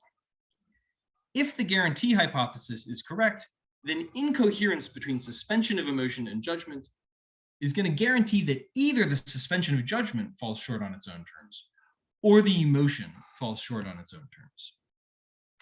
Once we see that, I think for defenders of this guarantee hypothesis, the claim that I've called coordination will be very hard to resist. To see why, just start with an emotion. Suppose you resent a person named Eric, and suppose when it comes to this resentment, this emotion, the antecedent of coordination is true. So your resentment toward Eric is warranted. Now, you have three coarse-grained doxastic options with respect to the proposition that Eric wronged someone. You can believe it, you can suspend, or you can disbelieve. But your resentment would stand in a relationship of incoherence with disbelief. There would be kind of tension involved in resenting Eric while disbelieving that he's done wrong. And there would be a kind of tension involved in resenting Eric while suspending as to whether he's done wrong. So that means your only coherent option is belief. Given the guarantee hypothesis, that means that the only one of your three doxastic options that doesn't fall short on its own terms when individually considered is going to be belief. So if we approach suspension, emotion, incoherence through the lens of this guarantee hypothesis, coordination looks very plausible. Now, the guarantee hypothesis is not uncontroversial at all. There are other ways of accounting for what's troubling and incoherent about certain combinations of attitudes. I'm going to not talk about them more right now, but if you'd like to, we can talk about them more in the Q&A. I think even on other models of what's troubling about certain incoherences between attitudes, it'll be very difficult for the encroacher, at least, although maybe not for other people, to resist coordination on these grounds. Okay, so that'll conclude my case for coordination today. I think there's a lot to be said for it. At very least, I think the burden of proof is on the person who wants to reject it. But as I noted earlier, belief encroachers who accept coordination should also be emotion encroachers. Very loosely, just because belief encroachers think these moral and practical factors wiggle around the standards for how much justification you need in order to believe. And if coordination is true, that's also going to wiggle around the standards for what kind of evidence or information you need in order to warrant emotion. So that's the main reason why I think that encroachment on emotion is the sensible default option for anyone who already buys into encroachment on belief. So to wrap the presentation up, my goal has been to suggest that we can make sense of what it would be for there to be encroachment on normative standards other than standards for belief. Beyond that, I've also aimed to show that although encroachment on emotion is a surprising claim, it's one that's worthy of serious attention, and in fact, it deserves to be considered the default view for those who already defend encroachment on belief. And if that's right, I think it opens up a great deal of future study for ways in which important different normative standards are connected in surprising ways to our moral and practical lives. Thanks very much. Thank you very much, Jamie. Incredible talk. Does anybody have a question already?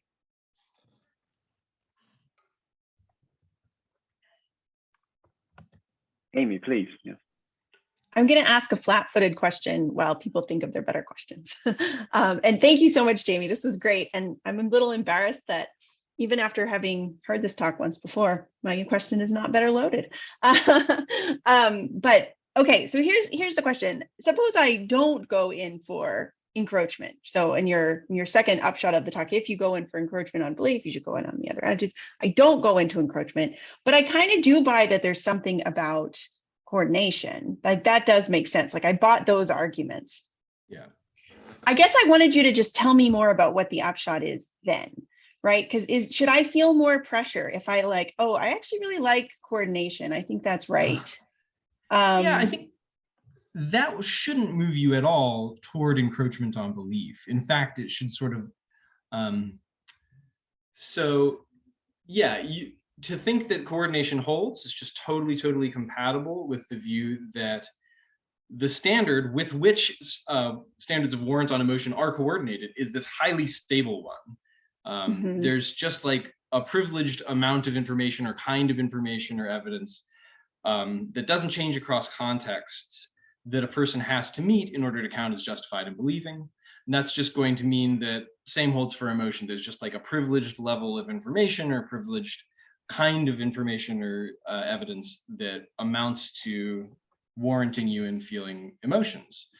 And so I think, there are like troubling, weird cases for people who are encroachers on belief. And then there are like troubling, weird cases for people who are purists about belief too. So, for instance,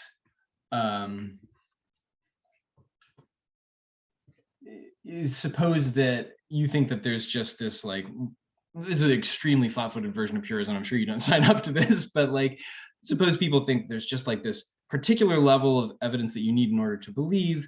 John Hawthorne comes along and says, well, look, I can just give you a lottery where you have extremely high evidence that your ticket will lose. And so the kind of evidence that you've got exceeds that threshold. So it seems like you should believe that your ticket will lose. Seems like you maybe could know that your ticket will lose. But it could also be rational because there's a really great payout for this lottery for you to enter and like keep on doing all the things to make sure that you learn whether or not you won. In this kind of case, it sure seems like a natural thing to say is that you should suspend judgment as to whether you'll win or not. And it seems like our emotions sort of follow that pattern too. Like if you learned that you lost the lottery, it seems like you would be warranted in being like, shoot, I lost the lottery. I'm bummed out about that. But on the face of it, in ordinary lottery cases, there's some pressure to think like, well, you never know, you could sort of keep your emotional life open in such a way where you could feel hope, or you could feel, worry, or some of these sort of intermediate emotions that aren't signed up to an outcome yet, or something like that. So yeah, I think that there are sort of tricky cases for encroachers, there's tricky cases for purists, and they'll feel similarly tricky for the emotions in just the same way that they'd feel tricky for belief. Can I ask a quick follow-up? Is that okay? Sure. Okay, thanks. So then I want to think about the pragmatic encroacher, and maybe there is no one who meets this description, who's just like the action's all on action, and you're fitting this stuff. Okay, fine, whatever. Maybe I'm just like really subjectivist about it. It's just like whatever you think is the world is like. I don't try to integrate my epistemology with the attitude stuff. I really only think the action is on action. Now, maybe there is no, like maybe what you want to say is the motivation for pragmatic encroachment just doesn't make sense of this kind of position. But I guess I wonder what you would say to that person. So let me make sure I have the character right in my mind, the one that you're describing here. This person says that standards of belief are sensitive to these surprising moral and practical facts, but they're facts that are all about action. If they also buy into coordination, they'll have to say that like those same facts about the high stakes choices that I'm facing, which wiggle around the standards that I have to be met in order for me to justifiably believe, will just ipso facto also wiggle around the standards for warranted emotion. So they would buy, in my terms, that is just buying into encroachment on emotion. It's a kind of derivative encroachment on emotion because maybe it's explained in terms of encroachment on belief or something like that. But it has the same interesting results that like there's not just an invariant level of emotion that you of evidence that you need in order to warrantedly go in for an emotion. So yeah, I think it's still worth calling an encroachment view. Is that the kind of person that you're thinking of? It was, I was thinking, so I shouldn't give away that I've been refereeing some papers lately, where people were like, no, it's all about action. It's who cares about these attitudes? Those are going to be very, very derivative. And so belief could be derivative in this way. And maybe they would think emotions could be derivative in this way. But so maybe they would say there is no E such that it functions this way.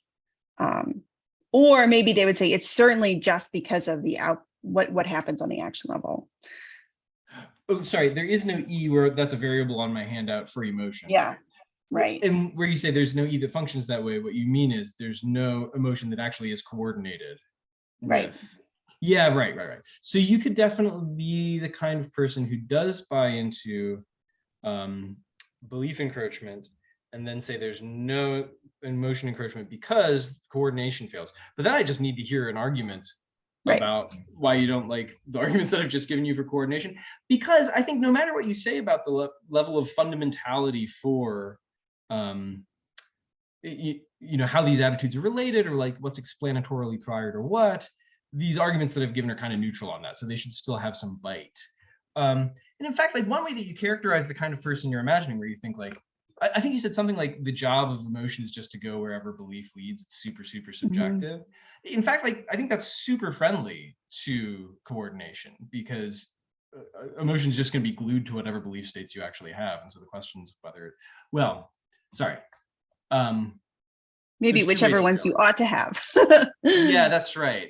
So it is a little bit different. Okay, so here's a kind of opponent. I've had people bring this question up to me. What about a person who just says your emotion is warranted just in case you actually believe that its fittings conditions are met, even if your belief is just total junk?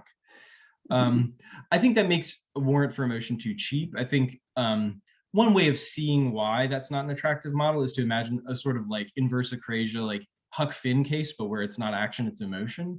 So suppose that you feel a kind of resentment because somebody's manipulating you at your workplace and they're awful, and like your emotions like sensitive to the reasons that there are for you to be appreciating that. But then this person, as some jerk people often are like very convincing argumentative tricksters, and they manage to like talk you out of the view that you're actually being mistreated by them, but you still can't shake your resentment toward them. Your resentment still remains sensitive to their actual bad behavior. I think there's no reason not to say in that case that your resentment is warranted, even though your belief, you know, you've been talked out of your belief. But the person you're imagining can't say that, because they have to say the job of emotion is just to go wherever belief follows, no matter whether it's going in the right direction or not. So I'm not, yeah, I think a person who wants to defend coordination the way that I've formulated it probably shouldn't go for that picture where emotion is warranted just in case you actually do have the belief. And maybe nobody should have that view. Okay, thank you very much. Okay. Thank you, yeah. All right, so Rick Peel has the next question, please. All right, yeah, thanks, Jamie. Wonderful talk, really enjoyed it, and truly lucid. So, and still I'm having trouble to fully grasp what's going on, so that's entirely my problem. So let me try to kind of think out loud here. So I was thinking of the original case, so the bank case, when it comes to pragmatic encroachment. So there the idea is that the practical circumstances raise the bar, the evidential bar, for when someone knows that P, so that the bank is still open. So here we have a situation in which someone, say, believes that this black person, so in the Spencer case, right, will not leave a large tip, and say has that belief, and also feels disappointed about that fact, right? Yes. Now, if something like pragmatic encroachment or moral encroachment holds in this case, I think the idea would be that given the moral stakes here, the evidential bar is raised. But I doubt whether that is a proper description or an accurate description of the case. So you might think, right, because this person bases this belief and also maybe this emotion or affection on statistical evidence, it doesn't really matter how much statistical evidence is added about black people, right? It would still be morally wrong, right? And so all things considered wrong. So whereas, for instance, if the waiter, Spencer, knows this black man or person, I don't know, because he's visited the restaurant 9 times before, this is the 10th time, and he didn't leave a tip on any occasion, then it seems perfectly fine, right? because it's not based on statistical evidence. I mean, not that kind of general statistical evidence. It's just his own experience with this particular person. So what about an alternative interpretation of what is going on here? Namely, there is an epistemic obligation to, well, at least there's something like a moral obligation not to believe these things about colored people or people of color merely on the basis of statistical evidence. And that moral obligation trumps the obligation we normally have to believe something in the face of sufficient statistical evidence. Good. Right? Yeah. So for the So record, then you have no you have no pragmatic encroachment or moral encroachment, and you can exactly explain why it is all things considered wrong to believe this thing or to feel this emotion towards this person in this particular case. Yeah. So for the record, I use this as an illustration just because I think it nicely gets to these connections between belief and emotion, the fact that you sort of might feel similarly troubled about one and about the other. Yeah. And also because it's sort of one of the avatar cases for a discussion of encroachment over the past 5 years or so. But I've actually got some work in print where I argue that I'm not really convinced by a lot of the work that draws on this sort of case. I don't think that this is the case that most clearly does illustrate moral encroachment for the very reasons that you're mentioning. I think there's all kinds of other stuff going on.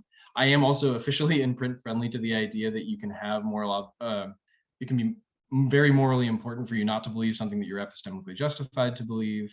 Good. So I'm friendly to those tensions as well. Yeah. So in the draft of this paper, I have a more complicated case that it's more centrally in my friendly to my way of thinking about moral and practical encroachment, which has to do with the moral and pragmatic factors associated with acting on and taking for granted certain propositions. And so, yeah, I guess I'll just say, for the sake of this particular Q&A, I'll just mention that very friendly to all the points that you're saying. This is merely meant as an illustration, and I'm happy to say that there are sometimes these moral versus epistemic conflicts that result in an all things considered victory for moral requirements to believe. Totally fine. But I do think that there are other reasons to go in for moral encroachment as well, and pragmatic encroachment, ones that aren't just based on what we're going to say about particular cases.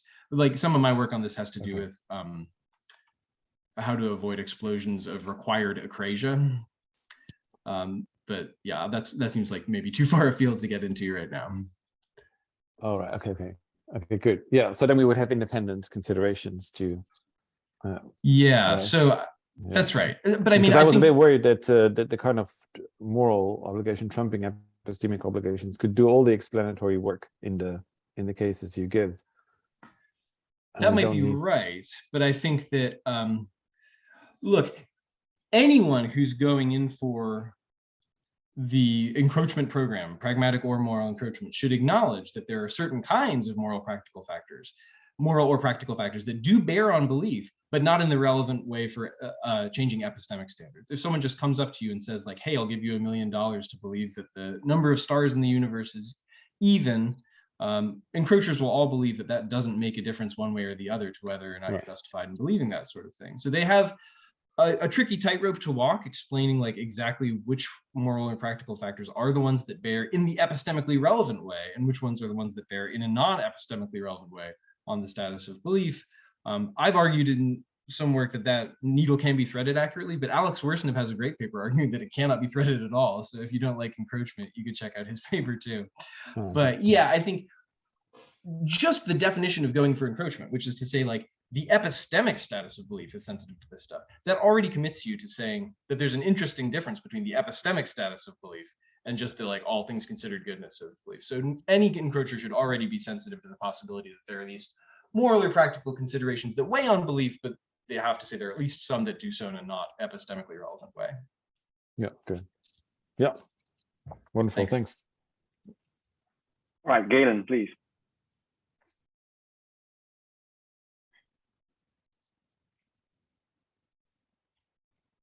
All right, I'm gonna do a mic check. Can you hear me? Yes, thanks. All right. So this is not a well-formulated question or suggestion, but when you give your 3 arguments in section 2 for coordination, I was thinking about someone like a moral error theorist who might potentially buy some of the arguments but deny that they support coordination, because many of the reasons why our emotions are fitting, if they are fitting, is because they make claims about, whether a person wronged us, or whether a person did something deserving of blame, etc. So I was just thinking about someone who might just have sort of ad hoc collection of views, but might be consistent, which says something about how emotions are subject to something like broadly epistemic standards, such as consistency, but that any emotion that makes a claim about what someone did being wrong or right or what have you is perhaps a belief or involves a belief, and so counts as a cognitivist view, but wouldn't count as sufficiently realist to fall under the coordination umbrella. So I was just curious about whether these arguments 2.1 through 2.3 rule out this sort of weird moral error theorist cognitivist view of emotions, or that sees them as beliefs, but none of them are fitting. We can explain that none of them are fitting on the basis of the claims they make about morality, but instead their fittingness derives from things like consistency. Interesting. So on the face of it, even the moral error theorist has an explanatory job to do when it comes to cases of the kind that I describe with recalcitrant emotion. Because the moral error theorist says, look, there's nothing actually out there that is wrongness. But nevertheless, when people are going around resenting people, they are thinking that there's wrongness, at least, this kind of cognitivist that you're imagining, right? And that's what explains why their emotions are unfitting, is because they're like taking there to be this thing out there, the wrong behavior, but in fact, nothing's wrong. So like, this thing's unfitting. So that's the kind of character that you're imagining. I think that character has a tough time accounting for these recalcitrant emotion cases, because they have to say that person, when they're resenting their friend while making the coffee in the morning, must be believing that the person did something wrong. So they've got a kind of like contradictory set of beliefs. They believe that the friend's done nothing wrong and the friend has done something wrong.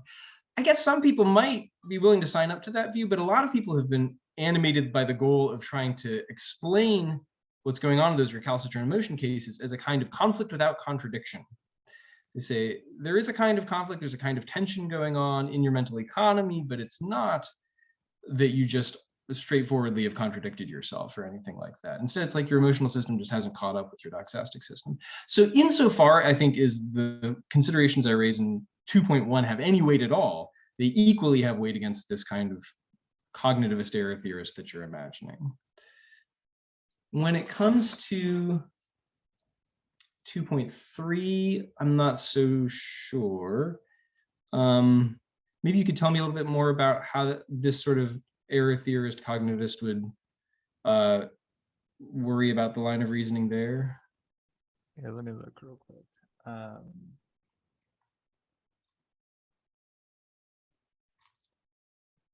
Yes, this is the argument by elimination, where created or disbelief and suspension of belief together with emotion are both in some sense incoherent. Yeah, so I don't have a full story to tell, but it would be something about it'd have to be something epistemic to explain why that's incoherent rather than purely moral, but I don't have a story at the moment to tell that. Gotcha. But yeah, I think what it would, okay, thanks. So I think that the person you're imagining, when confronted with this kind of data, look, they're going to go one of two ways. Either they're going to say, actually, there's no incoherence at all in saying, I don't think that person wronged me, but I resent them. That's wacky. I don't think anything in the view that you've sketched suggests a sympathy with that wacky view. So it seems like they probably should embrace the data about incoherence. And then if they want to explain it through the guarantee hypothesis, they can do so. The way that they can do so is to say, all emotions are unwarranted, at least ones that attribute these particular moral properties, precisely because we all have sufficient justification to think that there aren't the moral properties out there. But that just is a kind of embrace of coordination. So I guess what I'm thinking is like, this kind of character that you're sketching probably won't go in for encroachment, because there's no reason to say there is encroachment on these sorts of beliefs that we're talking about, because they're all just unjustified, or something like that. But they haven't given us any reason to reject coordination. Like the standards for this stuff are coordinated at the exact same spot, and all of our attitudes fall short of meeting those standards. So just like Amy was suggesting, yeah, you're sort of sketching. I think another way to not take the first step on the road toward being an encroacher on emotion, because you're not an encroacher on belief. But if you were, yeah, I don't think this stuff would trouble the coordination link that I'm trying to build between the two positions.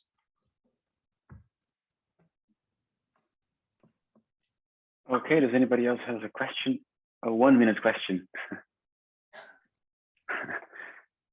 So no. So then we thank Jamie very much for his talk, very clear talk, and for the questions. And we'll stop for 30 minutes or so and come back at 5:30 GMT -3, not +3, as I mistakenly advertised. So yes, see you in a minute. Thank you all. Thank you, Jamie.